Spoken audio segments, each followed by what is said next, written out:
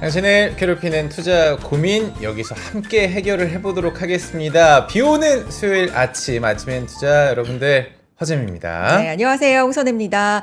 진짜 비가 와요. 많이 왔어요. 많이 오는 네. 데도 있고 조금 잦아든 데도 있다고 하는데 비 피해 없기를 그러니까요. 기도를 해보도록 네. 하겠습니다. 그리고 다들 이동하실 때 더 조심하시기를. 네. 네. 그리고 오늘 시장 얘기 좀 시작해 볼까요? 네. 간밤에 미국 시장이 약했습니다. 약했어요. 네. 큰 폭으로 하락은 하지 않았지만 뭐 S&P 500 그리고 나스닥 중심으로는 8거래 연속 상승을 하다가 네. 9거래 상승을 할까? 기록을 쓸까 했는데 그것까지 못 갔어요. 네. 사실 뭐 약간 쉬어간다는 표현을 쓰시는 분들이 많은데 어제 우리 방송에서 실시간으로 유한양행 들어가도 될까요? 네. 했던 질문 저는 너무 생생히 기억하거든요. 네, 네. 어제 저녁부터 막 속보가 뜨더니 오늘 역시나 유한양행 굉장히 많은 분들 관심 가지고 계시는데 네. 시작보다는 지금 조금 약해져 떨어지는 있어요. 추세거든요. 계속 한번 유한양행도 지켜보도록 하겠습니다. 네, 코스피 장 초반에 상승 반전을 하나 싶었는데 지금 약보합권에 네. 머물러 있고요. 코스닥이 오늘은 좀 더 약합니다. 0.6%대 하락 보이고 있습니다. 그러면 시장이- 누가 네. 그 코스피 2700선에 네. 이렇게 천장을 이렇게 막아놓은 건가요? 우리가 뭐 이렇게 딱 찍으면은 내려가. 네. 누가 누르는 건가요? 나도 지금? 물어보고 싶어요. 그래요? 저도 궁금해요. 그럼 오늘 우리 두 분께 물어볼 여쭤볼까요? 사람들이 있잖아요. 네. 네. 그러니까요. 두 분 모셔보겠습니다. 네, 오늘도 아침엔 투자를 네. 위해서 NH투자증권의 두 분 모셔보도록 하겠습니다. 우리 이재신 차장님 그리고 노영래 어드바이저님 반갑습니다. 안녕하세요. 안녕하세요. 반갑습니다. 안녕하세요. 네, 반갑습니다. 노영래 어드바이저님은 이제 진짜 세 번째입니다. 세 번째. 네. 가족 같습니다. 거의 우리 패널 고정 패널 같으시고요. 네, 네, 오늘 네, 또 첫 출연해주신 우리 이재신 차장님 멀리서 오셨다고 들었습니다. 소개 좀 한번 인사 부탁드려보도록 부탁드려요. 하겠습니다. 네. 예, 안녕하십니까. 낭만의 도시 이호수에서 왔습니다. NH투자증권 이호수 WM센터에 있는 이재신 차장입니다. 반갑습니다. 반갑습니다. 준비하셨구나. 낭만의 도시. 좋아요, 좋아요. 네. 어떤 멘트를 해야 할지 좋아요. 네. 굉장히 많이 네. 고민을 해봤습니다. 저는 사실 여수밤바다 한 소절 불러주실까 아, 생각을 좋죠. 했었는데 다음에 네, 또 불러드리면 이호수에서 불러드리는 알겠습니다. 걸로 아, 어제 오셨다고요? 예, 어제 왔습니다. 아, 진짜. 이호수가 조금 교통편이 불편해서 어제 올라오지 않으면 시간을 맞추기가 조금 힘들더라고요. 네. 저희 방송을 위해서 또 너무 감사드리고. 네. 아닙니다. 그래도 뿌듯한 마음으로 3% 출연을 위해서 올라왔습니다. 네, 오늘도 좋은 이야기 부탁드리겠고요. 네, 우리 노영래 어드바이저님도 오랜만에 또 스튜디오 찾아주셨습니다. 인사 한번 부탁드리겠습니다. 네, 안녕하세요. 2주 만에 뵙겠습니다. 네, 노영래 어드바이저입니다. 반갑습니다. 네, 반갑습니다. 이제 노영래 어드바이저님은 이렇게 예. 긴장되거나 그런 거는 거의 없으시죠? 뭐 많이 사라지긴 했는데 오. 그래도 매번 새롭습니다. 네. 근데 저희가 사실 지난번에 한 8월 8일쯤에 예, 나오셨잖아요. 그때 한미반도체 이야기를 하시면서 뭐 절반 정도는 놓고 가라 뭐 이렇게 시원하게 이야기를 예, 예. 하셨는데 그 이후에 예. 한미반도체 굉장히 좀 날아다녔습니다. 뭐 예. 기자회견 살짝 좀 부탁을 드려보도록 하겠습니다. 예, 시작부터 아. 너무 좀 이렇게 뭐 예. 일단 뭐 반성문이고요. 예. 제가 말씀드렸던 포인트 중에 하나가 한미 반도체 같은 경우는 이제 하이닉스라든지 엔비디아 떨어질 때 거의 떨어지는 속도가 2배, 3배 레버리지처럼 그렇게 빨리 내려갔는데 엔비디아랑 이제 SK 하이닉스가 이제 주가 회복을 하면서 같이 올라가는 모습을 보였습니다. 네. 그런데 이제 하락을 하면서 올라가는 폭이 떨어졌을 때 폭이보다 그렇게 빠른 속도로 올라가지 못했잖아요. 예. 그러니까 이제 장기적, 중장기적 관점으로 보면은 이게 어떻게 될지는 좀 밸류에이션 측면이라든지 좀 고민을 해봐야. 네. 예, 예. 그리고 짧게 우리가 시장을 보는 건 아니니까. 네, 그렇죠. 맞습니다. 네. 또 중간중간 나오셔서 업데이트 해주시기를 바라겠고요. 시장 얘기 좀 더 크게 시작해 볼까요? 네, 시장을 보고 듣고 분석하는 코너죠. 두 분과 함께 아침엔 포인트 바로 들어가 보도록 하겠습니다. 네. 일단 미국 증시 말씀드린 것처럼 간밤에 약세를 보였고요. 뭐 큰 폭의 하락은 아니었습니다만 네. 그래도 최장기간 랠리를 이어가나 했었는데 9거래일까지는 이어가지를 못했습니다. 맞습니다. 국내 시장도 뭐 박재홍 씨가 2,700에 뭐가 있냐 네. 뭐 이랬는데 맞아요. 하루 올랐다 하루 하락했다가 뭐 이런 상황들 도대체 이 돌파를 위해서는 뭐가 필요한가 조금 답답한 전개가 이어지고 있고요. 환율에도 좀 변동성이 있어서 영향을 좀 받고 있습니다. 한 네. 번씩 좀 들어보겠습니다. 이재신 차장님 시장 전반적으로 어떻게 보세요? 예, 뭐 결론부터 말씀을 네. 드리자면 아직 여러 가지 변수들이 조금 남아 있습니다만은 기본적으로 미국과 한국 전부 다 올해 주식 농사는 조금 마무리 수순이다라고 저는 판단을 벌써? 하고 아 있습니다. 벌써요. 마무리? 예, 마무리를 준비. 가을에 뭐 추수하고 이런 거 없습니까? 조금 이따가 말씀드리겠지만 네. 8월인데. 예, 마무리하셔야 된다. 그래요? 예. 오. 큰일 벌써부터 났네. 흥미롭네요. 아. 네, 어떤 이유일까요? 네. 먼저 미국 시장부터 좀 간단하게 살펴보면 네. 그래도 미국은 조금 나쁘지는 않은 수준이다라고 말씀을 드릴 수가 있겠고요. 경기 침체를 이야기하기에는 아직 조금 이르다 가능성이 낮다라고 판단은 하고 있습니다. 다만 이제 이런 논쟁들이 하반기에는 이제 지속적으로 반복이 돼서 이루어질 것이다라고 보고 있는데요. 이제 그 이유는 이제 이미 예정되어 있는 미국의 국채 발행과 조금 연관이 있습니다. 올해 상반기까지 미국 정부에서는 이제 단기채를 중심으로 채권 시장을 좀 유지를 해왔는데요. 상반기로 해서 이제 정부에서 목표했던 단기채 한도인 20%를 이미 넘어가 있는 상황이기 때문에 네. 올해 하반기에는 이제 장기채를 중심으로 국채 발행을 좀 예정을 하고 있습니다. 이미 3분기가 시작이 되었습니다만은 구체적인 규모를 보면 3분기, 4분기 각각 5천억 달러씩 네. 총 1조 달러이고요. 원화로 환산을 하면 이제 1,300조가 훨씬 넘어가는 와. 규모이기 때문에 꽤 오랜 시간 동안 이렇게 단기채에 익숙해져 있는 이 시장 수요를 결국에는 장기채 시장으로 옮겨서 발행을 성공적으로 완수를 해야 되는 상황이다라고 보고 있고요. 네. 그렇기 때문에 장기채의 특성상 기존보다는 경기 둔화라든지 지속적인 금리나 시그널이 훨씬 더 중요해진 상황이다라고 판단을 하고 있습니다. 그래서 이 장기채 발행이 적어도 완료가 될 때까지는 이러한 경기 둔화, 지속적인 금리 인하에 대한 사이클은 지속적으로 시장에 흘러갈 것이고요.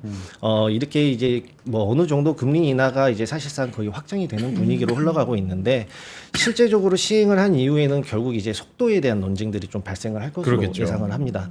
그래서 이제 뭐 단어들은 조금 바뀌겠지만 이번처럼 뭐 침체냐 아니냐 혹은 경착륙이냐 연착륙이냐라고 하는 이런 단어들을 통해서 논쟁들이 반복적으로 나오고 그거를 통해서 지속적으로 주식시장에 조금 브레이크를 거는 그런 역할을 할 것이라고 판단을 하고 있고요. 네.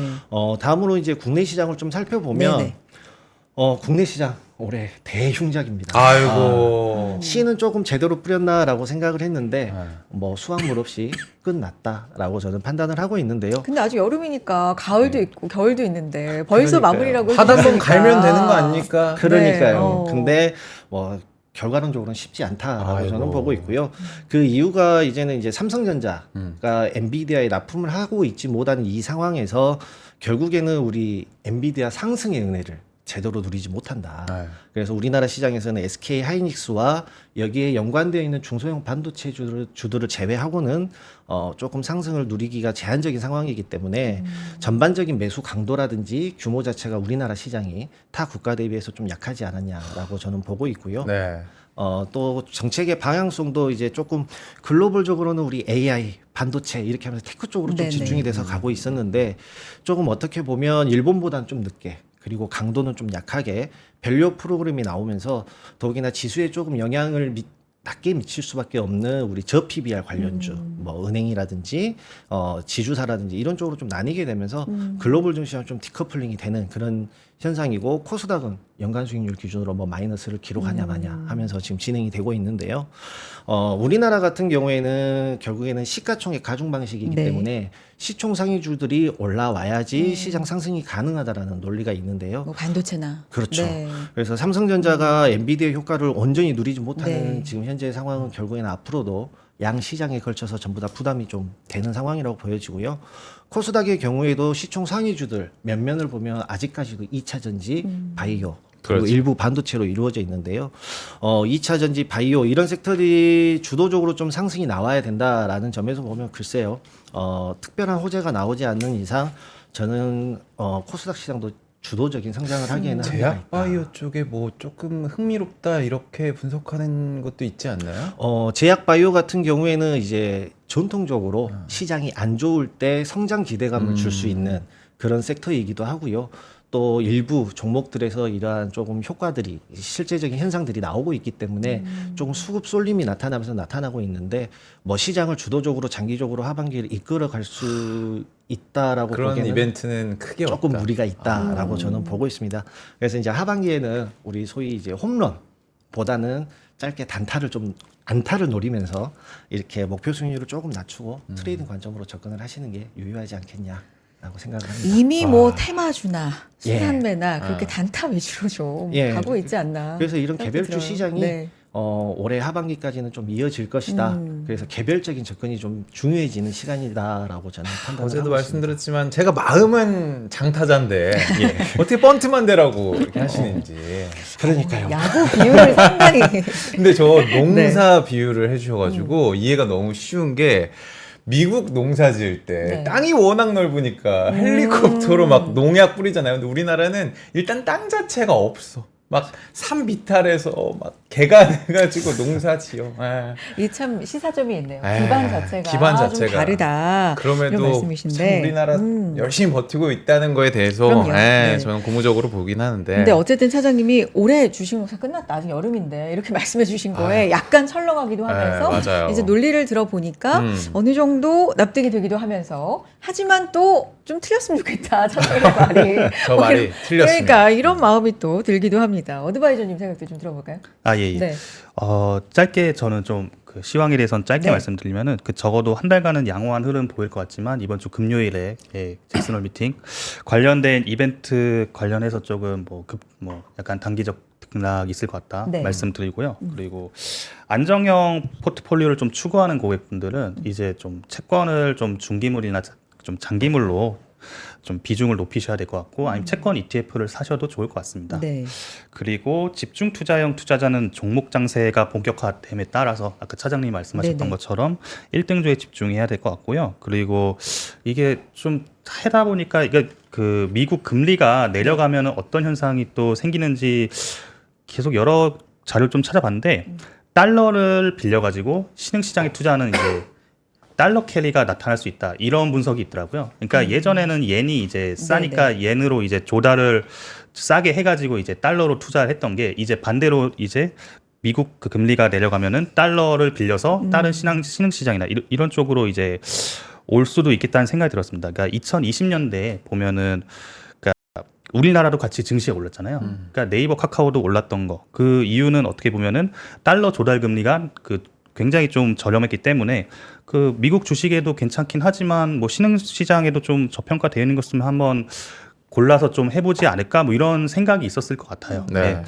그래서 좀 금리가 이제 하락하는 시점에서 중장기적으로 좀 신흥 시장, 뭐 아시아 신흥국 시장 그런 거에 좀 중국을 제외한 그런 쪽에도 좀 자금 흐름이 좀 유입되지 않을까 그런 생각이 있습니다. 네. 네. 달러 캐리까지 근데 넘어가기에는 아직은 좀 아직은 절대적으로 그쵸. 예, 굉장히 예. 높지만 좀 나중 그리고- 일이긴 네, 하지만 네, 네, 슬슬 네. 염두에는 둬야 될 것 그런 같습니다. 점도 조금은 장기적으로 염두에 둬야 된다는 말씀이시네요. 네. 두 분의 이야기를 좀 정리를 하면 이재신 차장님께서는 올해 주식 농사 끝났다. 좀 자극적인 지금 제목이 나온 것 같고 어드바이저님께서는 1등주에 좀 집중을 해보자라는 네. 의견을 주셨는데 이런 종목 장세가 이어지는 상황 속에서 지금 우리가 어디에 좀 집중을 해야 되는지 두 분께 좀 여쭤보고 싶습니다. 네. 차장님 어디를 좀 집중해서 바라볼까요 우리가? 지겹도록 이야기를 들으셨을 것 같은데요. 결국에는 이제 당장 코앞으로 다가올 우리 잭슨홀 미팅 인터뷰와 다음 주로 예정되어 있는 엔비디아 실적은 좀 체크를 그렇죠. 하자. 28일. 라고 말씀을 드리고 싶고요. 다만 이제 개인적으로 봤을 때 잭슨홀 미팅 같은 경우에는 사실상 시장에 호재로 작용할 수 있는 확률보다는 여차하면 악재로 작용할 수 있는 여지가 있다라고 보고 있고요. 결국에 이제 금리 인하의 방향성 을 확인하는 정도에서 마무리가 되면 잭슨홀 미팅은 베스트한 수준이다 라고 보고 있고 만약에 여기에서 이제 파월 의장이 빅스텝 인하 가능성과 향후의 경기에 대한 전망에 대해서 좀 우려 섞인 시선을 좀 강하게 이야기해 버린다면 다시 한번 침체 논란에 이제 불을 좀 지피면서 시장의 변동성을 확대시킬 수 있는 부분이라고 생각을 하고요. 그렇기 때문에 개인적으로 조금 더 기대하는 부분은 이제 엔비디아 실적에 조금 집중을 하고 있습니다. 네. 그동안에 이제 한껏 높아져 있었던 시장의 컨센을 지속적으로 어닝 서프라이즈를 기록해 왔었는데요. 이번에도 같은 모습을 보여준다면 여러 논란 속에 조금 조정세가 진행되고 있었던 이제 우리 AI 섹터 다시 그렇죠. 한번 불을 지필 수 있다. 단기적으로는 지필 수 있다라고 판단을 하고 AI 관련해서 논란이 나왔던 부분들이 결국에는 뭐 이 AI 소프트웨어를 활용해서 돈을 벌어야 되는 기업 그리고 여기에 연관된 기업들에서 실적이 미스가 나거나 이런 부분들에서 논란이 있었지 TSMC나 SK 하이닉스와 같은 하드웨어적인 부분에서는 실적이 견고했다라는 부분을 보여주었기 때문에 최근에 조정세가 조금 진행이 되면서 이런 말이 좀 들어가긴 네. 했습니다만은 한때 우리가 신으로 추앙받지 않았으니까 우리 엔비디아 신님은 이번에도 우리의 기대를 네네. 실망시키지 않기를 좀 기대를 하고 있겠습니다. 그렇죠. 예. 네. 다만 이제 저희 지난 분기 실적 발표 이후에 올해 하반기에 신제품 출시가 예정이 되어 있으면서 수요 공백에 대한 우려가 있었는데 물론 신제품 출시가 조금 지연이 된 변수가 있었는데요. 네. 이 부분이 실적이 어떻게 작용이 될지에 대해서 다시 한번 뭐 조금 고민을 해보면 좋을 것 같고요. 뭐 이번 발표일지 다음 실적일지는 봐야지 되겠지만 만약에 언제라도 반대의 상황이 펼쳐진다면 과연 나는 어떻게 대응을 할 것인가? 말 그대로 뭐 팔고 빠르게 도망을 갈 것인지 아니면 추가 매수를 할 것인지에 대해서는 뭐 추가 투자 여력이라든지 본인의 투자 성향에 따라서 미리 시나리오를 좀 대비를 해놓고 대응을 하자라고 말씀을 드리고 싶고요. 네. 추가적으로 이제 국내 시장 같은 경우에 트레이딩 관점으로 접근을 하자라고 말씀을 드렸는데 이 어려운 시장 가운데서도 상승을 조금 해왔던 종목들을 보면 공통점이 결국에는 선진국 쪽으로의 수출입니다. 그래서 앞으로도 이 수출이 지속적으로 확대될 것이다라고 하는 기대감을 주는 종목들 섹터들이었는데요. 그렇기 때문에 최근에 침체 우려가 나오면서 음식료나 화장품 섹터의 조정이 조금 깊게 진행이 된 거는 다른 반도체나 방산업에서 바로 직접 소비재 섹터이기 때문에 이런 침체의 우려를 직격탄을 좀 맞았다. 그러면서 두 번째 수출의 지속 확대 부분에 조금 손상이 갔다라고 보고 있기 때문에 이러한 부분들이 회복이 되는가에 조금 초점을 맞추시면 좋을 것 같고요. 이러한 수출이라든지 이런 부분들이 어느 한순간에 뿅 하고 나타날 수는 없기 때문에 이런 상황이라면 기존의 주도 섹터를 보는 것이 가장 낫다라고 생각을 하고 있습니다. 그렇기 때문에 뭐 반도체라든지 방산, 조선, 전력 기기 등에서 이제 조정이 나온다면 분할로 좀 매수를 하시고 좀 강하게 반등이 나와서 목표 수익률 낮춰놓은 목표 수익률이 달성이 됐다면 빠르게 좀 현금화를 해가면서 박수 칠 때 떠나는 네. 그런 전략으로 제일 멋진 전략이죠. 조금 말씀을 드릴 수가 있겠고요. 이외에도 이제 정부 정책이라든지 이제 섹터 관련 이슈들을 좀 체크해서 일정 매매 방법으로 접근을 하시는 방법이라든지 아니면 개별 기업 쪽으로 이제 인수라든지 합병 아니면 신규 투자 등을 진행을 하면서 새로운 수출의 활로가 열리는 기업들 그리고 이로 인해서 실적이 턴어라운드가 될 수 있다라고 기대되는 기업들을 위주로 개별적으로 좀 접근을 하시면 좋으실 것 같습니다. 일단 눈높이는 좀 낮춰놔야 된다는 게 전제에 있네요. 예, 맞습니다. 네, 그래서 조선, 뭐 방산, 반도체 이런 좀 유명한 업종 중심으로 투자를 하되 수익률이 좀 됐으면 네, 목표한 수익 눈높이에. 낮춰놓은 네. 목표 수익률이 그러면 되면 좀 빠르게, 팔고 도망가자.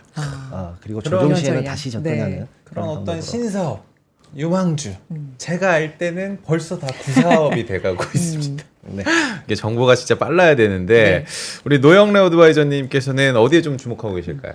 예, 오늘은 좀 섹터를 하나 집어서 좀 준비를 해봤어요. 네네. 그래서 자료 하나 좀 준비해 네, 말씀해 주시면 일단 저희가- 섹터 뭘 네. 보세요? 예, 제가 선정한 주목 섹터는 네. 이제 게임주고요. 아. K 게임. 저희가 지난주 수요일에 네오이즈 한번 이야기를 다뤘었거든요. 예, 제가 어제도 게임하고 오늘 왔는데 네. 그 제가 좀 헤비 게이머이기도 해요. 정말요? 예, 그래서 어. 그러니까 뭐 문명 6 뭐 이런 게임 하면 뭐 제가 플레이 타임이 한 500시간 정도 되는 예, 그래요? 집에 콘솔도 있고 자주 합니다. 예, 그래서 예, 그러니까 한국에서 나온 뭐 최근에 뭐 넥슨 게임즈 퍼스트 디센던트 있었잖아요. 뭐 그런 것도 해보고 좀 재밌게 하고 있는데, 그러니까 제가 게임 소비자이기 때문에 그러니까 주식 관점에서도 보고 이해도가 뭐 플레이어로서도 이해도가 네네네. 그래도 조금 있지 않을까 해서 좀 준비를 해봤어요. 네. 그리고 중요 이벤트가 있습니다. 그러니까 그 21일, 그러니까 오늘, 그러니까 해서 25일까지 이제 게임스컴이라고 그 독일에서 글로벌 독일에서. 최대 게임 전시회라고 하는데 이게 거의 뭐 3대 전시회가 있었는데 거의 이게 그냥 게임스컴이 그냥 독보적으로 이제 그 알아주는 전시회로 되어버렸어요 이제는. 그래서 여기서 등장한 게임들이 반응이 좋으면 향후 흥행 여부를 점쳐볼 수 있거든요. 네. 예. 그래서 이 중에서도 뭘 봐야 되냐면은 최고의 게임을 선정하는 게임스컴 어워드 일단 후보에 먼저 주목을 해봐야 됩니다. 그러니까 네. 여러 가지 게임사가 등장하잖아요. 근데 그 중에서 어워드에 이제 노미네이티드 됐다 하는 그런 종목들은, 그러니까 종목이 아니고 뭐 게임을 좀 봐야 되는 거고요. 그래서 그 14개 부문에서 있는데 이번에는 국내 게임 그 3개가 좀 후보에 선정됐어요. 네. 그러니까 원래는 그 이제 22년에 네오이즈 피해 거짓이 3관왕을 했다 해서 이게 그 굉장히 좀 이슈가 되었었는데 그런데 이제 한 그 연도에서 게임 종목 3개가 이제 후보에 선정된 건 이제 좀 역대 최대거든요. 어허, 우리 네. 국내 게임사 중에서. 그래서 한번 보시면은 펄어비스 붉은 사막 그 베스트 비주얼과 이제 웅장한 그쪽 부분에서 노미네이티드 됐고, 크래프트 인조이라는 게임 그 인조이 같은 경우는 그 엔터테이닝, 그리고 네오플 그러니까 넥슨이죠. 그러니까 퍼스트 버스 서커 카잔이라는 카잔. 이제 좀 RPG 게임은 베스트 플레이스테이션 플랫폼 게임 이쪽 부문에서 노미네이트 돼 있고요. 그래서 23일에 발표되니까 그 전후해서 좀 한번 보셔야 될 것 같습니다. 그 외국 게임으로는 캡콤의 몬스터 헌터 와일즈, 반다이 남코 리틀 나이트메어 3, 그리고 유비소프트 스타워즈 아웃로, 그리고 폴란드 회사인데 그 이게 그 11비트 스튜디오라고 그 이런 게임들이 있습니다. 그래서 다음 장 한번 보시면은, 그러니까 이렇게 그 포스터를 한번 보시면은 펄어비스와 그 이제 넥슨에서 한 RPG 게임들은 굉장히 좀 웅장하고 뭐랄까 액션성을 강조하는 그러네요. 게임들이에요. 네. 네. 그리고 펄어비스는 정말 좀 많이 늦어졌거든요. 그래서 이번에 좀 그 좀 불확실성을 해소할 수 있을지. 그 시총이 지금 한 2조 5천억, 6천억 정도 되는데 이 판매량을 보면은 이게 비디오 게임군이 보면은 그 프롬소프트라고 일본의 그 엘든링이라고 있어요. 엘든링이란 게임이 그 한 2,500만 장 팔렸거든요. 근데 이제 DLC까지 합쳐 그 DLC는 이제 옵션으로 붙는 약간 추가적 게임 구매입니다. 네네. 예. 근데 이제 그 장당 이제 한 8만 원으로 치면은 이게 붉은 사막이 엘든링까지는 안 될 것 같아요. 그러니까 뭐 되면 좋겠지만, 거기까지는 안 그래서 되지만. 이제 뭐 엘든링의 뭐 한 절반 정도의 네. 수준 성과를 거둬도 굉장한 대박이기 때문에 좀 지켜봐야 될 것 같고, 크래프튼 인조이 같은 경우는 이제 이게 심즈, 그러니까 좀 인생 시뮬레이션 게임이라 해서 그런 거 하고 있고, 카자는 내년 상반기에 나오고, 예, 한번 지켜보면 될 것 같습니다.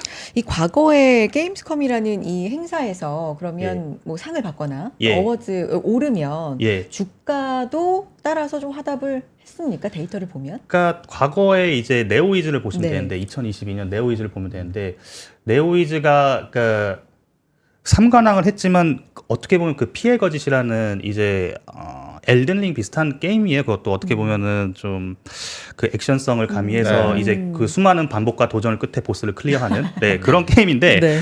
그게 그 엘든링은 한 2,500만 장 여태 정도 그 정도로 추산되고 있는데, 그 피해 거짓 같은 경우는 이제 장당 팔린 게 그러니까 정확하게 밝혀지지 않는다 한 200만 장 전후로 알려져 있고, 플레이한 수가 한 700, 800만인데 이제 게임 패스라 해가지고 그게 좀 비즈니스 모델 구조가 좀 달라가지고 좀 섞인 게 있어요. 그래서 이제 붉은 사막은 아마 안 할 것 같은데, 그냥 장당으로 계산하면 될 것 같은데, 그 피해 거짓 나올 그 관련해서도 네오이즈가 굉장히 좋긴 했거든요. 네, 적당히 괜찮을 것 같습니다. 그래서 이런 예. 이벤트도 좀 보면서 예. 네, K 게임주. 게임주를 좀 집중을 해보자. 네. 그렇죠. 이 그런 23일에 이제 그 후보들이 뭘 상을 받았는지 발표가 됩니다. 알겠습니다. 자, 시장 상황 그리고 오늘 특히나 노영래 어드바이저 같은 경우 좀 더 구체적으로 네. 섹터에 대해서 말씀을 해주셨고요. 자, 이제 저희 이 시간에 또 핵심적인 시간이죠. 여러분의 종목 상담. 투자 고민을 네. 또 함께 해결해보는 시간으로 바로 만나보도록 하겠습니다. 여러분 네. 저희 잠시 광고 듣고요. 투자인 코칭으로 함께 돌아오도록 하겠습니다. 와, 멋있다. 부러운가? 기본기 연습과 스트로크 훈련에 1532시간을 투자해 갖게 된 리듬이다. 나의 드럼도 나의 자산도 투자로 키운다. 나는 투자한다. 나는 성장한다. NH투자증권. 네, 광고 듣고 왔습니다. 많은 분들 지금 댓글창 통해서 함께 해주고 계세요. 네. 감사드리고요. 저희 이 시간 통해서 포트폴리오 점검, 종목 상담 해드리고 있으니까 많이 신청해 주시기 바랍니다. 영상 하단에 있는 설문 폼 통해서 신청해 주실 수가 있고요. 이 링크 타고 들어오시는 게 조금 어렵다 하시는 분들 걱정하지 마시고 옆에 네. 방법 2번 보면 이메일 주소. 이메일 주소 있죠. 네, 이메일 통해서 여러분의 내용도 보내주시고요. 조금 자세하게 보내주실수록 아무래도 채택이 잘 됩니다. 잘 됩니다. 네. 최소 5종목 이상 기재해 주라고 저희가 팁을 남겨놨는데 네. 5종목이 아니더라도 여러분들이 궁금한 투자 분야에 대해서도 남겨주시면 좋고요. 평단가 수익률 비중 보유기간 적어주시고요. 네. 그리고 우리 출연해주신 분들께 묻고 싶은 내용을 굉장히 자세하게 적어주신 분들 저희가 빠르게 채택을 할 수 있도록 노력해보도록 하겠습니다. 네, 참여해 주시면 채택이 되시면 상담도 해드리고 또 저희가 경품도 선물도 보내드리고 있으니까요. 요즘에 굉장히 많은 분들이 보내주시는데 네. 당첨이 됐어요. 근데 연락을 했는데 이 휴대폰 번호가 안 잘못돼 맞아가지고 연락이 저희가 좀 닿지 않는 경우가 있거든요. 그러니까요. 핸드폰 번호 다시 한번 확인하고 보내주시길 부탁을 드려보도록 하겠습니다. 네, 신청하실 때 번호 내가 맞게 적었나? 이런 거 꼼꼼하게 한 번만 더 체크해 주시면 좋을 것 같네요. 많이 네. 많이 신청해 주시고요. 오늘 들어와 있는 사연 만나보겠습니다. 네, 바로 네. 오늘의 사연 넘어가 보도록 하겠습니다. 오늘 닉네임 냥냥펀치 냥냥펀치님께서 보내주셨습니다. 저도 잊고 싶은 이 단어가 제목에 있네요. 네. 오늘의 고민 블랙 먼데이. 아휴. 그 이유 제 포트폴리오 회복이 어렵습니다. 안녕하세요. 저는 40대 여성입니다. 저는 8월 5일 폭락장을 겪고 난 뒤부터 전체 계좌가 마이너스가 되더니 보유 종목 모두 손실률이 마이너스 10%에서 마이너스 30%를 넘어가고 있습니다. 이 최근 급락장에서 V자 반등으로 회복하는 모습 보여주고 있는데 제 계좌 수익은 왜 회복이 안 되는 건지 고민이 굉장히 커집니다.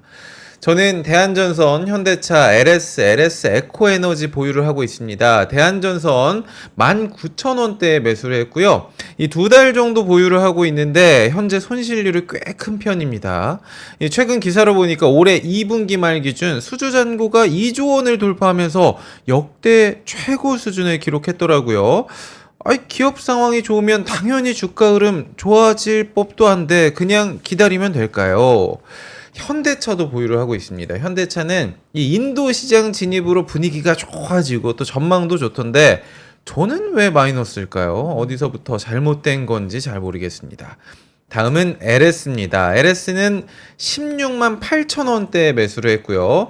LS도 2개월째 지금 보유를 하고 있습니다. 최근 그룹 계열사 실적 호조, 자회사의 대규모 투자 이슈, 실적 괜찮을 거라던데 조금 중장기적으로 들고 있어 볼까요? LS 외에도 이 LS 에코에너지도 제가 보유를 하고 있습니다. 이 LS 에코에너지는 북미, 유럽도 공략하고 전망도 좋길래 2달 전에 매수를 했는데요. 손실률은 앞이 깜깜한 지경입니다. 시간을 되돌릴 수 있다면 2개월 전으로 돌아가고 싶습니다. 4종목 연속 마이너스가 되다 보니까 계좌 열어보는 게 겁이 나고 그렇죠. 회복됐다는 뉴스에도 면 그저 답답하기만 합니다. 이제 와서 물을 좀 타야 할지 분산해서 투자를 해야 할지 고민이 굉장히 많거든요. 제가 앞으로 어떤 선택을 해야 조금이라도 좀 회복을 할 수 있을까요? 두 분께 여쭤보도록 하겠습니다. 일단 닉네임은 상당히 귀여운 선배님, 냥냥 냥냥펀치. 펀치. 네, 냥냥펀치. 이게 톡 맞아야 되는데 지금 세요. 블랙 먼데이 때 세게 그냥 맞았어. 확 맞아버리신 거예요. 근데 반지가 좀 좋으신데. 진짜? 예. 그러니까 그 정도로 좀 충격이 있으셨다. 마음이 아픕니다. 왜냐하면 수익률이 지금 보면요. 그러니까요. 마이너스 30%대가 2개나 되고요. 그러니까 마이너스 10%는 사실 양반이에요. 지금 그러니까 보니까. 요 지금 네. 포트에서 마이너스 30% 지금 그 전후로 근처에 있는 게 세 종목이나 네 종목 중에서 되기 맞습니다. 때문에 진짜 좀 고민이 깊어지셨을 것 같습니다. 일단 차장님 전반적으로 세부적인 건 좀 뒤에 말씀해 주시고 포트폴리오 구성에 대해서 어떻게 평가하고 싶으신지 궁금합니다. 예, 먼저 소중한 사연 보내주신 네. 우리 양양 코치님께 진심으로 감사하다는 말씀. 어제 올라오셔서 저도 한번 마음의 해보고 준비를 싶어서. 굉장히 좋아요. 애들이 치고 잘 좋아요. 놀아주네요. 아유, 감사합니다. 먼저 좀 말씀을 드리면 우리 꾸준히 그동안에 주식을 좀 해 오셨는데 이런 수익률을 처음 보셨다고 하시면 개인적으로는 조금 굉장히 좀 고수의 향기가 나지 않으신가. 오히려 네. 그렇기 때문에 제가 어떤 코멘트를 드리기가 조금 조심스러운 부분도 좀 있습니다. 다만 안정적인 종목들로 그동안에 잘 운영을 해 오시다가 이번에 블랙 먼데이 때 맞아요. 이런 경험들이 좀 처음이시다 보니까 당황하고 그럴 것 같아요. 계시다라는 부분에서 뭐 포트폴리오 전체적인 문제보다는 심리적인 문제다라는 부분을 좀 말씀드리고 싶고요. 저도 뭐 20년에 가깝게 이렇게 시장에 좀 참여하고 있지만 네. 이번과 같이 10%가 시장이 10%가 넘는 쭉 하락을 빠져버리네. 지수가. 지수가 네. 그런 하락의 경험 자체가 아. 많지는 않기 때문에 뭐 어떤 심정이실지는 저도 100%좀 공감을 하고 있는 상황이고 저뿐만 아니라 시청자분뿐만 아니라 모두가 사실은 공감을 하고 같은 고민을 하고 계실 것이다라고 그러니까요. 보여지고요. 아니 새삼스럽지만 종목이 10% 빠져도 진짜 놀랄 일인데 맞아요. 그러니까요. 지수가 그랬으니까 세상에 정말 저도 그날은 다들 처음인 것 같아요. 사실은 이 정도의 하락은. 네. 그래서 저는 뭐 이렇게 뭐 사실 개인적으로는 시장과 상관없이 비슷한 고민을 많이 합니다. 주기적으로 좀 빠져서 네, 그런 고민들을 하는데요. 네. 이런 고민이 생길 때마다 저는 개인적으로 이제 제가 지금 겪고 있는 이 손실이 어떤 종류인지를 좀 판단을 하려고 하고요.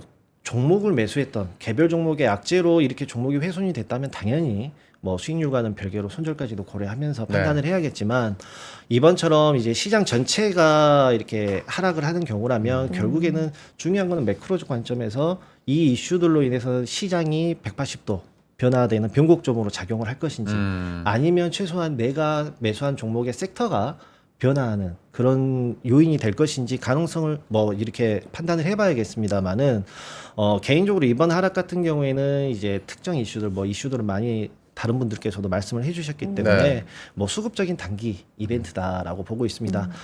잔잔하고 은은하게 지속적으로 시장에 부담을 좀 주는 요인들로는 작용을 하겠지만 네. 뭐 서브프라임 모기지나 코로나 사태처럼 이렇게 극단적인 시장의 반전을 일으킬 만한 이슈는 아니라고 판단하고 있기 때문에 뭐 어떻게 위안이 되실지는 모르겠습니다만은 모두가 고통을 함께하고 있다라는 점에서 조금 무념무상의 자세로 좀 편안하게 시장을 좀 받아들이자라고 하는 부분이고요. 항상 어려운 부분이긴 합니다만은 결국에는 이제 내 심리와 기준이 무너지면 그 시기에 잘못된 선택을 하고 손실이 확 늘어나 버리는 그런 최악의 좀, 결과죠. 예, 그런 저도 개인적인 경험으로 그렇고요. 그런 결론이 나와 버릴 가능성이 크기 때문에 조금 담대하게 이 시장을 좀 받아들이자 그리고 이유를 좀 생각하자라고 말씀을 드리고 싶고요. 네. 포트폴리오 측면에서 보면 현재 4종목 보유하고 계십니다. 현대차를 제외하고 3종목은 전선 관련주로 볼 수가 있기 때문에 맞아요. 네.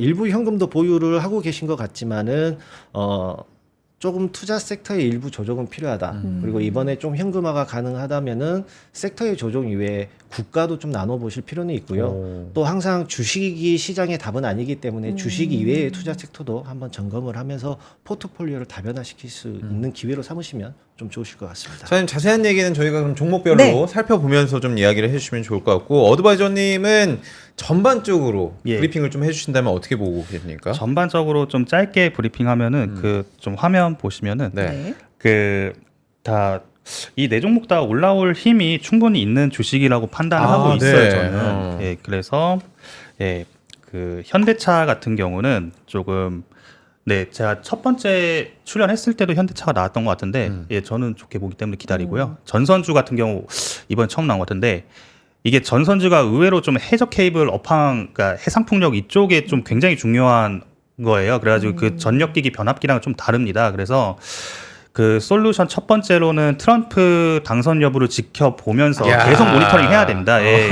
그래서 계속 기다리는 거고, 네. 예. 그 두 번째로는 그러니까 트럼프 이거 나 보기 싫다 그러면은 전선주 주식에서 전력산업 ETF, 그러니까 그것만 모아둔 ETF가 있거든요. 그러면은 전선주 말고도 변압기도 같이 할 수 있는 게 있어요. 그렇게 갈아타는 것도 괜찮을 것 같습니다. 이거 뒤에 부분에서 좀 자세히 네. 설명드릴게요. 알겠습니다. 일단 답을 요약해서 네. 주셨어요. 사실 그래서, 제가 밖에서 두 분과 인사 나눌 때 네. 두 분의 오늘 의견이 조금 다른 부분이 있다. 그래서 저는 속으로 됐다. 오늘 좀 피 튀기는 이야기를 해보자 했는데 일단 냥냥펀치님의 고민 저희가 한 번에 여러분들께 정리를 해서 한번 보여드리도록 하겠습니다. 볼게요. 자 화면으로 한번 만나보시죠. 네. 블랙 먼데이 이후에 포트폴리오 회복이 어렵다. 대한전선 손실이 너무 커서 불안합니다. 전망은 좋다는데 어떻게 좀 기다려 볼까요? 현대차 주가 상승 이슈가 앞으로 나올 수 있을까요? 그리고 LS 지금 물을 좀 타볼까요? LS 에코에너지 무작정 기다리면 상승 기회가 올까요? 라고 종목별 세부 고민을 보내주셨습니다. 전반적으로 오늘의 고민을 보내주신 양양펀치님, 전선 전력 관련주 위주로 지금 보유를 하고 계시는데 대한전선 이야기를 먼저 짚어보도록 하겠습니다. 대한전선이 현재 12,000원대 와 있는데 매수 가격이 19,000원. 19,000원대 지금 있습니다. 마이너스 31% 저희가 지금 보고 있는데 매수 가격이 좀 높았다라고 볼 수 있는 의견도 있을 것 같고 그렇지만 또 굉장히 슈퍼사이클 관심을 많이 받는 또 그 섹터에 있는 하나의 종목이기 때문에 궁금합니다. 네. 어떻게 해야 될까요? 예, 뭐 저희가 이제 피카츄 섹터라고 피카츄. 네, 이야기를 하죠. 전력과 네. 전선 세트인데요. 뭐 앞서 말씀해 주셨다시피 음. 슈퍼사이클이라는 점은 누구나 다 아는 상황인 것 같고요. 네. 다만 이제 이 사이클이 이제 1, 2년 내에 끝나는 부분이 아니고 10년 이상에 걸쳐 가지고 매우 장기적으로 이루어지는 부분이라는 점은 좀 참고하셨으면 좋겠고요. 비유를 들어보자면 저희가 전봇대를 세우는 공사를 한다라고 네. 생각을 해보면 좀 먼저 전봇대를 땅에 박고요. 네. 그 전봇대에 변압기나 차단기와 같은 전력 기기들을 설치를 합니다. 네. 그리고 조금 떨어져서 다시 한번 전봇대를 박고요. 그리고 이 전봇대들이 다 완성이 되면 마지막에 이제 전선들을 이어서 공사를 마무리를 하게 순서가, 되는데요. 네. 예. 그렇기 때문에 이제 확장 사이클의 진입 초기 단계에서는 변압기나 차단기와 같은 전력 기기들의 실적이 조금 폭발적으로 늘어나는 모습을 보여주게 되고요. 공사 후반기에 이제 세팅이 되어 있는 전선 같은 경우에는 조금 시차를 두고 사이클 후반기에 실적이 점진적으로 개선되는 모습을 보여줄 가능성이 크다라고 보고 있습니다. 전력 섹터에서 현재 대장 노릇을 하고 있는 이제 초대형 변압기 같은 경우에는 한 대를 만들어내는 생산 리드 타임이 뭐 짧게는 1년 반, 길게는 2년, 3년까지도 보고 있기 때문에 뭐 단기적으로 수요와 공급의 불균형이 맞춰지기 쉽지 않은 상황이라서 가격이 오르면서 폭발적으로 실적이 성장이 같이 이루어지는 모습인데요. 반면에 전선 같은 경우는 이 수요에 조금 대응할 수 있는 시간이 있다. 네. 그렇기 때문에 실적 성장이 조금 아직까지는 제한적인 모습을 보여주고 있어서 현재 단기적으로는 이제 주가 자체는 실적이나 이런 부분들보다는 구리, 원자재 가격에 따라서 좀 더 영향을 받으면서 주가가 움직이는 상황으로 보고 있습니다. 향후 3분기 이제 실적도 좀 중요할 것 같은데요. 좀 실적을 가늠해 볼 수 있는 우리 전선 섹터의 수출 데이터들을 좀 보면 현재 7월은 확정 실적 데이터고요. 8월은 한 10일까지의 잠정 데이터가 나와 있는데 뭐 6월 대비해서는 조금 나아지는 모습이다라고 볼 수는 있겠지만 1분기, 2분기 그동안에 우리가 겪어왔던 상황들과 비교를 해보면 뭐 확연하게 뭐 잘 나온다. 수출 데이터가 그래요. 잘 나온다라고 볼 수는 없습니다. 그래서 3분기가 아직 끝난 것은 아닙니다만은 3분기에도 역시나 조금 제한적인 눈높이에서 실적은 판단을 해야 된다라고 설명을 드릴 수가 있을 것 같습니다. 그래서 뭐 양양펀치님의 이제 투자 스타일이 어떻게 되는지를 모르기 때문에 네. 장기 투자하시고 나는 여기 전선에서 어떻게든 조금 결정을 짓겠다라고 하시는 분이라면 개인적으로 뭐 3분기, 4분기는 조금 견뎌야 되는 시간이다. 고통의 시간이다라고 저는 판단을 하고 있고요. 반면에 조금의 트레이딩 관점에서 조금 접근이 가능하다라고 하는 부분이 있다면 한두 종목 내지는 비중 축소를 하시고 현금을 확보하셔서 다른 섹터의 기회를 좀 말씀드리고 싶고요. 네. 그렇기 때문에 대한전선, 결국엔 대한전선을 이야기하려고 네, 그렇죠. 네, 네. 말씀을 해왔는데 기본적으로 조금 손실률이 있지만 조심스럽게 비중이 그렇게 크지 않으시기 때문에 비중 축소 의견을 조금 드리고 싶습니다. 먼저 축소 의견이지만 긍정적인 부분을 좀 말씀을 드리면 뭐 구리 가격 하락세가 최근에 좀 안정이 됐다라는 점에서 주가 하락에 대한 부담을 일단은 덜어냈다라고 보여지고요. 또한 저희 6월의 고점 대비해서 지금 현재 충분하게 좀 조정이 이루어졌기 때문에 현재 가격 구간에서는 기술적으로 반등을 좀 기대해 볼 수 있는 구간이지는 않냐라고 생각을 하고 있고요. 반면에 이제 리스크 요인은 여전히 원자재 가격입니다. 경제 지표가 발표할 때마다 변동성이 크게 움직일 거기 때문에 그런 부분들은 계속해서 체크를 하셔야 되고, 두 번째로 제가 조금 비중 축소 의견을 드렸던 주요 이유인데요. 현재 LS 전선 해적 케이블과 기술 유출 관련해서 경찰 조사가 이루어지고 있습니다. 경찰 조사가 사실상 경찰 조사가 결과가 이제 언제 나올지 사실 저희 입장에서 모르는 상황에서 네. 결과가 나오기까지는 대한전선 주가에 지속적으로 좀 부담으로 작용할 수 있다. 그리고 이 조사 자체가 뭐 상대 측에서 고소나 고발이 이루어진 게 아니고 경찰 쪽에서 먼저 인지를 하고 조사가 시작된 부분이기 때문에 개인적으로 조금 더 우려스러운 부분들이 있지는 않냐라고 생각을 하고요.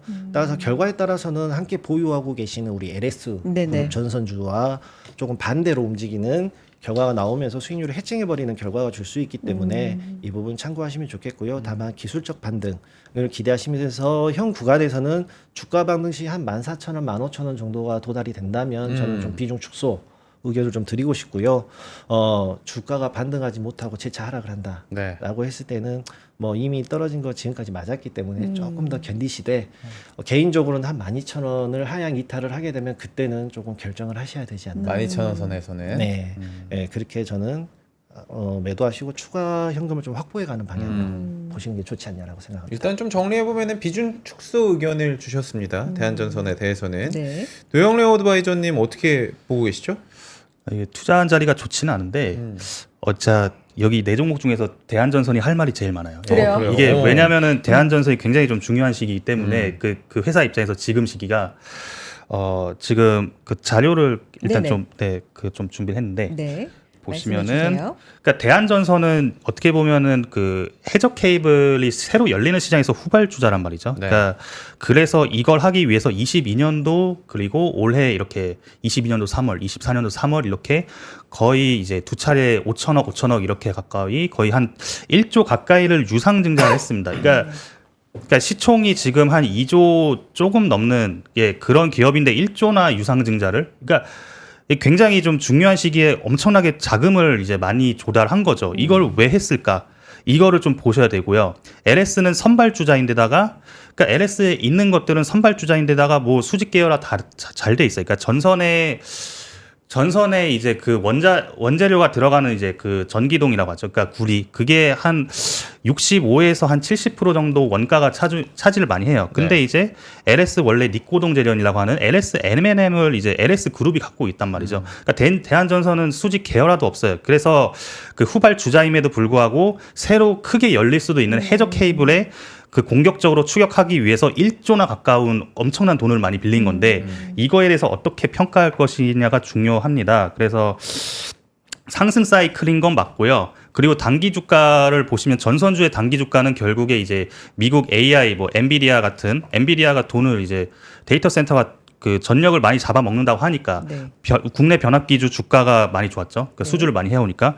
그리고 변압기가 수주를 해오면 한 8개월 정도 시차가 있습니다. 그래서 여기에 따라 가지고 전선주도 이제 같이 올라가다가 이제 살짝 꺾이고 지금 다시 이제 그 떨어진 상태에서 이제 변압기는 잘 가는데 전선주가 지금 멈춰 있는 상황인 거잖아요. 그러니까 단기 주가는 그렇고요.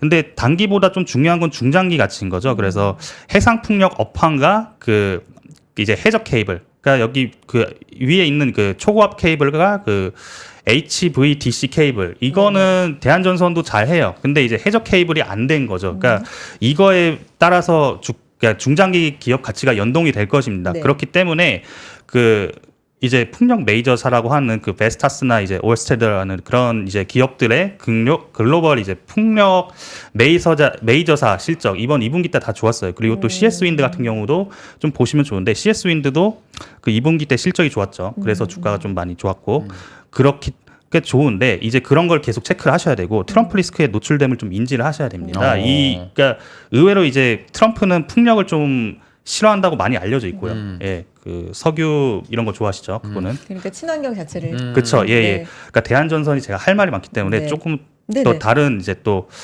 이거 그 다음 자료 보시면요. 네. 네네네. 대한전선 그러니까 이거는 약간 공시를 볼 때 굉장히 좀 좋은 알짜 팁일 수도 있어서 아실 수도 있고 모르실 수도 있는데 그냥 모른다고 가정하고 좀 네, 말씀드릴게요. 모르는 저는 분들이 몰라요. 있으니까. 저는 예, 예. 몰라요. 그러니까 대한전선 같은 경우는 굉장히 많은 돈을 빌렸잖아요. 그러니까 자기 덩치에 비해서. 그러면은 돈을 벌릴 때, 그러니까 공모청약, 유상증자, 그러니까 공모청약은 이제 그 비상장 회사가 IPO를 할 때 하는 그리고 유상증자에 들어가는 거 그리고 회사채 공모 이런 거 할 때 투자 설명서를 발간하게 되어 있습니다. 왜냐하면은 유상증자 같은 경우는 그 주주들한테 돈을 벌리는 행위고 네. 회사채 공모 같은 경우는 채권단한테 돈을 빌리는 행위잖아요. 그러니까 돈을 벌리기 위해서는 우리가 이거 할 것이니까 돈 좀 주세요. 이런 걸 하기 위해서 투자 설명서를 굉장히 상세하게 기록을 할 수밖에 없어요. 그렇기 때문에 평소 분기 사업 보고서에 나오지 않는 알짜 정보가 굉장히 많습니다. 아. 예. 그리고 여기 보시면 2024년 3월 7일에 투자 설명서 대한전선 나온 거 보시면요. 굉장히 좋을 것 같은데, 그러니까 투자 설명서 내에서 그 왼쪽에 투자 위험 요소, 인수인의 의견, 이거는 특히 좀 꼼꼼하게 읽어보시면 좋을 수 있을 것 같아요. 예. 그래서 읽어보시면 제가 다 보진 못하고 몇 가지 캡처를 했는데 다음 거 보시면 그 2012년부터 22년까지 그 LS전선과 대한전선 매출 보시면은 정체죠. 근데 이제 최근 올라와서 그 올라오는 모습 보이건데 왜 정체냐? 그러니까 전선은 그냥 한국에서만 하고 우리나라 뭐 전선 다 깔려 있잖아요. 그렇기 때문에 정체고 이거는 사양 산업이다 했는데 이제 미국 인프라 투자로 큰 기회를 맞은 거예요. 그러니까 왜 그러냐? 미국이 노후화된, 그러니까 이제 1970년대 전후로 그 이전에 그 깔았던 노후 전력망이 이제 못 버틴다. 이게 교체가 하나 있고요. 두 번째로는 미국 신재생 에너지 투자. 그러니까 태양광이든 풍력이든, 그러니까 풍력 같은 경우는 그 주거지랑 좀 가까이 하면은 소음 이슈도 있고 네. 불안하잖아요. 그렇죠. 그러니까 좀 멀리 떨어진 산이라든지 아니면 그 좀 바다에다 깔아야 돼요. 그러니까 바다에 깔면은 바다에서 이제 그 전선을 이어가기 위한 그런 해저 케이블 필요한 네네. 거죠. 그렇기 때문에 두 가지, 그 미국에선 두 가지 모멘텀은 돼 있는데 만약에 트럼프가 당선이 된다면 노후 전력망 교체는 여전히 뭐 유효합니다. 이 포인트는. 근데 신재생 에너지 같은 경우는 이거는 물음표라는 거죠. 아. 그렇기 때문에 변압기 투자는 노후 전력망 교체나 이제 그런 AI 섹터에 대해서 그냥 안심하고 투자할 수 있어요. 트럼프가 되더라도. 근데 전선 투자는 그렇지 않다는 거죠. 그리고 21년도 때 그 미국 인프라 투자 예산안 보시면은 730억 달러. 굉장히 크죠. 네. 그리고 그 보시면은 대부분 미국 전력망 60년대, 70년대 건설된 만큼 이거 다 교체해야 됩니다. 예. 다음 페이지 넘어갈게요. 해저 케이블 이거 보세요. 그 해저 케이블 생산할 수 있는 기업은 굉장히 제한적입니다. 그러니까 이탈리아, 프랑스, 독일에 이렇게 있고 그 LS전선이 있죠. 네. LS전선이 제가 왜 그 선발 주자라고 말했냐면 그 해저 케이블 대규모로 생산할 수 있는 기업은 LS전선이고 대한전선 지금 못해요. 그러니까 그런데 지금 보시면 그 우측 한번 보시면은 그 2022년에서 2029년 해저 케이블 전망치를 보시면은 그 CAGR, 그러니까 연평균 이제 복합 그 연평균 성장률이라고 보시면 되는데 그 NAM이라고 되는 거, 노스 아메리카가 CAGR이 그 연평균 52%입니다. 그리고 노스 이스트 아시아, 그 NEA시아 되는 게 연평균 35.4%입니다. 그러니까 아프리카 뭐 비중은 크지 않지만 어쨌든 그런 식으로 해저 케이블이 굉장히 폭발적으로 성장하는 네네. 거기 때문에 대한전선이 우리가 그동안은 안 했지만 한 거거든요. 그거에 대해서 어떻게 보면 이제 토인비라는 역사학자 그런 얘기를 했잖아요. 그러니까 역사는 이제 어떤 도전이 들어오면 네. 응전을 하는 그거의 산물이다. 이렇게 얘기를 했는데 대한전선은 지금 그걸 하고 있는 거고요.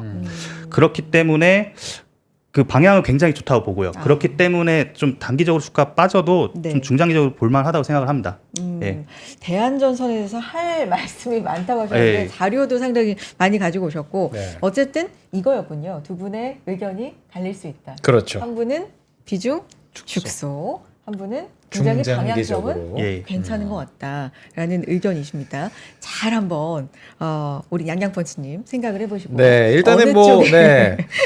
네. 이 피카츄 섹터는 아직 남아 있습니다. LS에서도 남아 있기 때문에 일단은 한번 저희가 가보도록 현대차를 하죠. 한번 네. 갔다 와야 될 것 같아요. 현대차 올 하반기 투자를 결정할 행사 다음 주 수요일에 또 열린다고 합니다. CU 인베스터 데이가 열릴 예정인데 작년에 여기서도 또 이슈들이 나왔다고 하는데 올해는 이 주가를 올릴 수 있는 상승 포인트가 이 회의에 있을까, 네. 이 행사에서 있을까라는 기대를 하고 있는데 사장님 현대차 응원하는 분들 많으세요. 그렇죠. 네, 어떻게 봐야 될까요? 뭐 저도 똑같이 응원을 하고 있고요.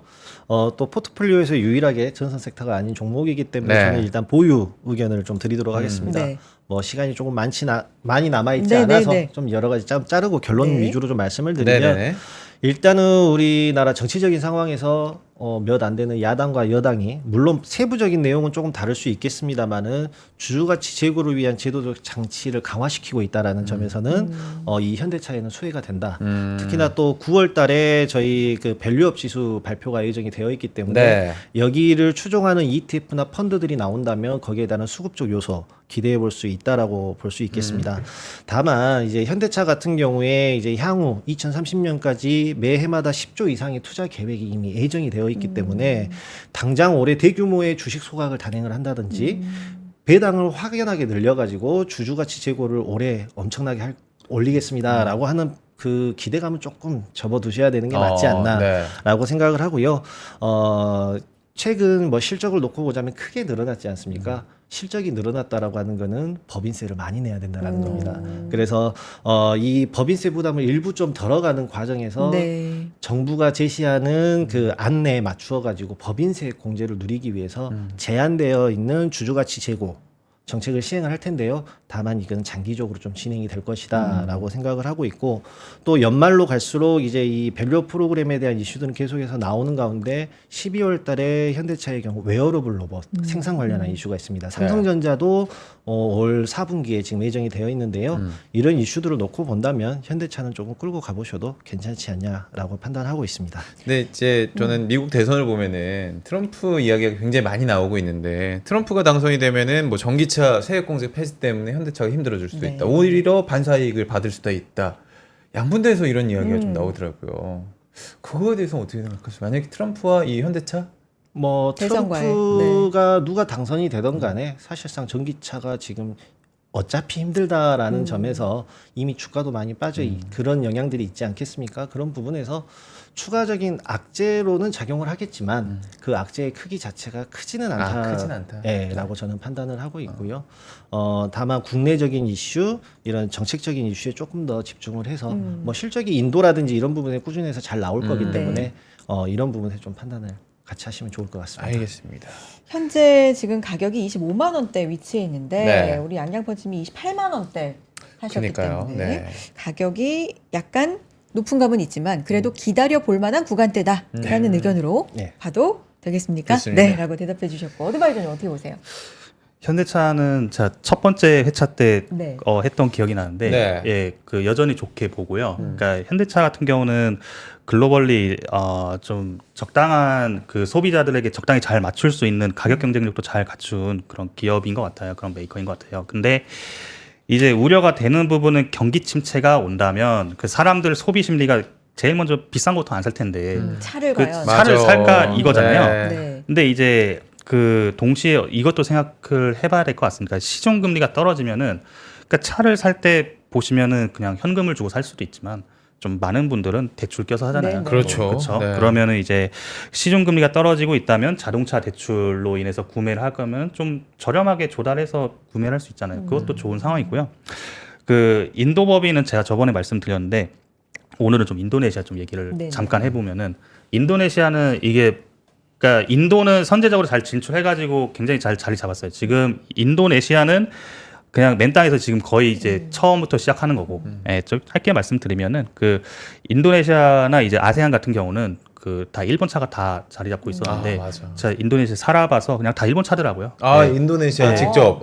예, 좀, 예. 근데 이제 어떻게 바뀌냐. 그러니까 아이오닉 5 있잖아요. 제가 현지 친구가 좀 와가지고 좀 얘기를 해본 적이 있었는데, 최근에 야, 너네 나라에서는 아이오닉 5를 택시로 하네? 그러니까 왜 그래? 그러니까 아이오닉 5가 인도네시아에서는 굉장히 고급차래요. 정말 선망의 인식 대상이라는 자체가. 겁니다. 예, 예. 어. 그러니까 브랜드 이미지가 일단 성공적으로 굉장히 자리를 잘 잡혔어요. 그리고 또 인도네시아가 전기차를 좀 그러니까 니켈이 많이 나오는 나라다 보니까 전기차를 육성하는 거고 그 일반 내연기관 이제 좀 SUV 같은 것도 좀 이제 조금씩 침투를 하는 상황이고요. 괜찮습니다.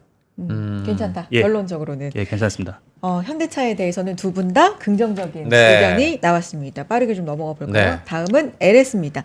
LS 지금 11만 7천 원대 와 있는데 네. 지금 우리 양양펀침 16만 원대 사셨기 맞아요. 때문에 이것도 손실률이 어느 정도 큰 상황이에요. 어떻게 보면 좋을까요? 예, 뭐 LS 같은 경우에는 기본적으로 뭐 중립 의견을 좀 드리고 싶습니다. 중립이라면? 중립이면. 이거는 중립이라고 하는 거는 이제 결국에는 양양펀치님의 투자 스타일에 따라서 좀 결정을 하셔야 된다라고 말씀을 드리고 싶은데요. 일단은 저희 피카츄 전력 섹터 내에서 100만 볼트를 가장 잘 누릴 수 있는 기업이 바로 LS가 그래요. 아닌가. LS다. 예, 비즈니스 모델이 수직 계열화가 잘 돼 있다라고 볼 수 있는데 2분기 실적 같은 경우에도 어닝 서프라이즈를 기록을 했습니다. 근데 여기에서 이제 이 실적에는 원자재와 관련한 일회성 수익이 조금 많이 껴 있어요. 그래서 이 부분들 조금 걷어내고 본다면 컨센서스에 좀 부합하는 정도다. 살짝 상향하는 정도다라고 보여지고 있는데요. 더욱이나 LS 같은 경우에는 2분기가 실적이 좀 잘 나오는 성수기적인 특성을 가지고 있기 때문에 실질적으로 3분기에는 실적 피크 아웃 우려가 조금 있는 상황입니다. 그렇기 때문에 이제 뭐 최근에 조정이 좀 나왔습니다만은 LS의 경우 지주회사이기 때문에 조금 실적 컨센을 상회하는 어닝 서프라이즈가 나오기가 구조적으로 좀 쉽지 않은 기업이라고 하는 점에서 우려감이 있는 것은 사실이고요. 또한 현대차 앞서 말씀드렸던 현대차와 마찬가지로 이제 지주회사이기 때문에 저 PBR주로 섹터가 분류가 돼서 다만 밸류웨이 프로그램에 대한 수혜 가능성은 조금 기대해 볼 수 있는 상황입니다. 그렇기 때문에 일단은 뭐 3분기 실적에 대한 어닝 서프라이즈가 뭐 원자재 가격이 좀 도와준다든지 LS 일렉트로닉에서 뭐 기대를 한참 넘어서는 그렇게 빵 띄워지는 어닝 서프라이즈가 나오지 않으면 사실상 3분기는 좀 실적 기대는 좀 무리가 있다라고 저는 판단이 되어지고요. 중장기 관점에서 접근을 하시는 투자자라고 하시면은 이제 좀 견뎌보셔야 된다. 중장기로 봤을 때. 예, 연말로 가시면 조금 나아질 여지는 있다라고 보실 수가 있고요. 다만 트레이딩 관점에서 접근을 하시면 3분기 조금 재미없다. 재미없다. 예, 그래서 조금 반등이 나온다면 트레이딩 관점에서는 비중 축소를 좀 하셨다가 연말에 다시 한번 좀 노려보는 그런 전략을 좀 구사하시면 좋을 것 같습니다. 계열사이고 같은 섹터니까 LS 에코에너지도 함께 좀 말씀을 좀 해주시면 들어볼까요? 네, 간략하게 네. 해주시면 좋을 것 같습니다. 저희가 지금 채팅창으로 다른 질문들도 막 올라오고 있어가지고 조금 속도 간략하게 내보죠? 정리를 네. 부탁드리겠습니다. 뭐 LS 에코에너지 같은 경우에는 이제 보유하신 종목 중에서는 트레이딩하기엔 가장 좋다라고 말씀을 드릴 트레이딩을? 수 있고요. 오. 예, 그래서 일단은 뭐 성장성이 또 담보된 기업인 만큼 보유 의견을 드리고 싶고요. 뭐 일단 베트남의 비중이 큰 상황에서 최근에 뭐 유럽이나 북미 쪽 그리고 베트남 주변의 국가들로 사업 영역을 좀 확장시켜 나가면서 뭐 사실상 시장은 올해 사상 최대 실적을 좀 기대를 하고 네. 있는 것 같습니다. 다만 뭐 여기에다가 또 이제 LS 에코에너지 같은 경우에 모회사가 LS 전선인데요. 이미 뭐 경영권과는 상관없이 60% 이상 지분율을 보유하고 있는데 지속적으로 장내 매수를 통해서 이 지분율을 늘려가고 있다라는 점에서도 조금 긍정적으로 볼 수가 있을 것 같습니다. 다만 뭐 우리 아까 앞에서도 이야기했지만 미국 대선 이야기했지 않습니까? 트럼프가 당선이 됐을 경우에는 풍력 시장에 그리고 연관이 되어 있기 때문에 해저 케이블 쪽에는 리스크 요인으로 좀 정치적인 이슈로 리스크 요인으로 작용을 할 수가 있다라고 볼 수 있고요. 다만 현재 이제 고점 대비해서 50% 정도 하락을 해 있는 상황이기 때문에 추가 매수를 천천히 이제 고민해 보셔도 되는 시점이 아닌가라고 생각을 하고 있고, 네. 다만 이제 작년 실적 기준으로 하면 PER이 200배가 넘어갑니다. 아. 그리고 올해 발표되어 있는 실적과 예상치를 감안해서 보더라도 PER이 30배가 넘어가고 있거든요. 네. PER이 이렇게 크게 차이가 난다라고 하고 있는 거는 이제 급성장을 하고 있다라는 네. 반증인과도 동시에 어떠한 이슈에 따라서 프리미엄이나 할인율의 변동폭이 크다.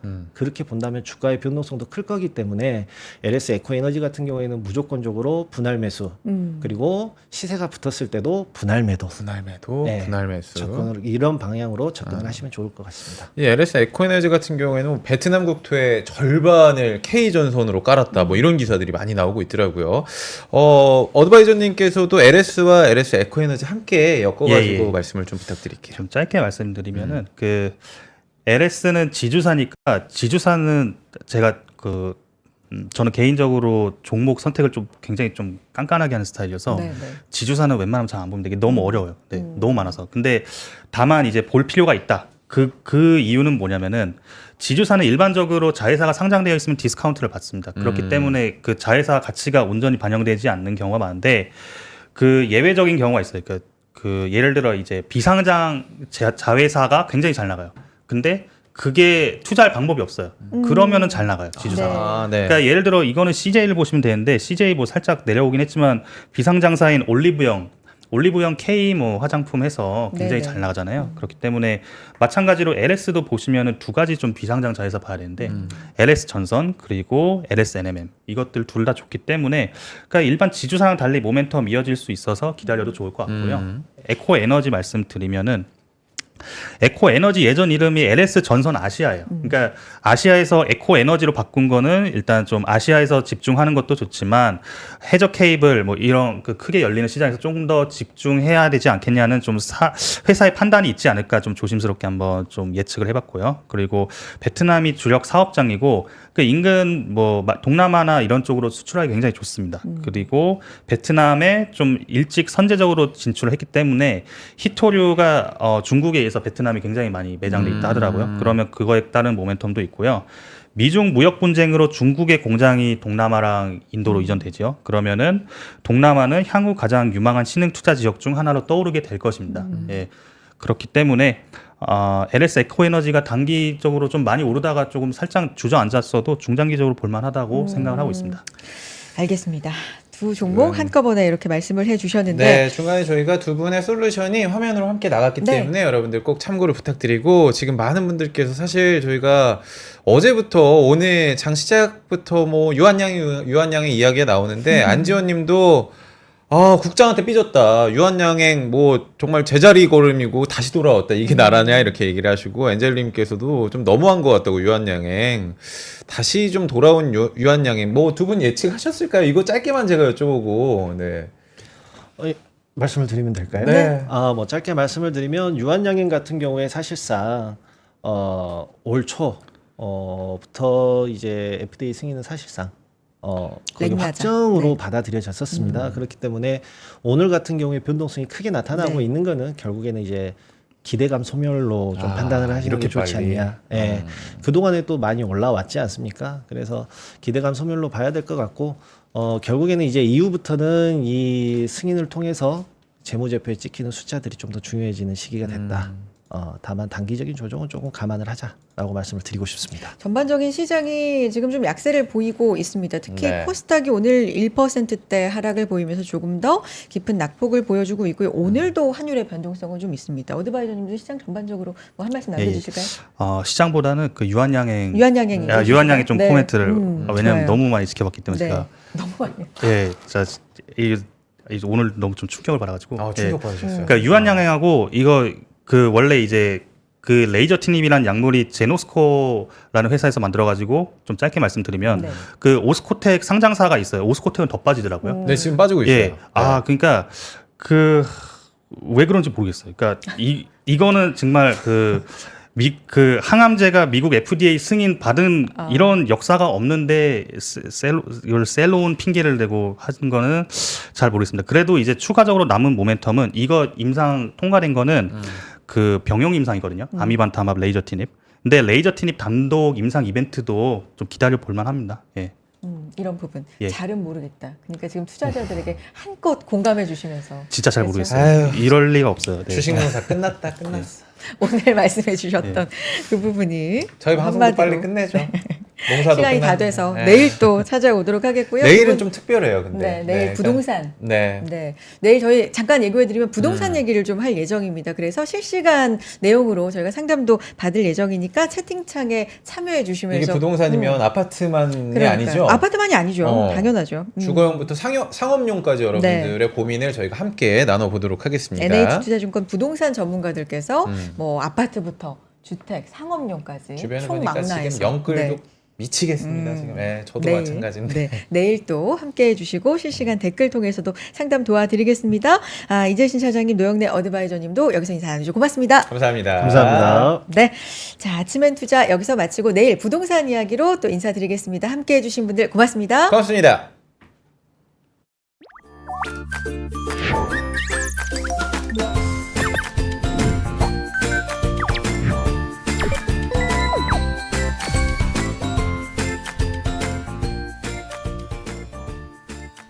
박근영, 이선영, 차경인, 염승환 투자 마스터들의 세심한 케어로 건강한 투자 습관을 만드세요.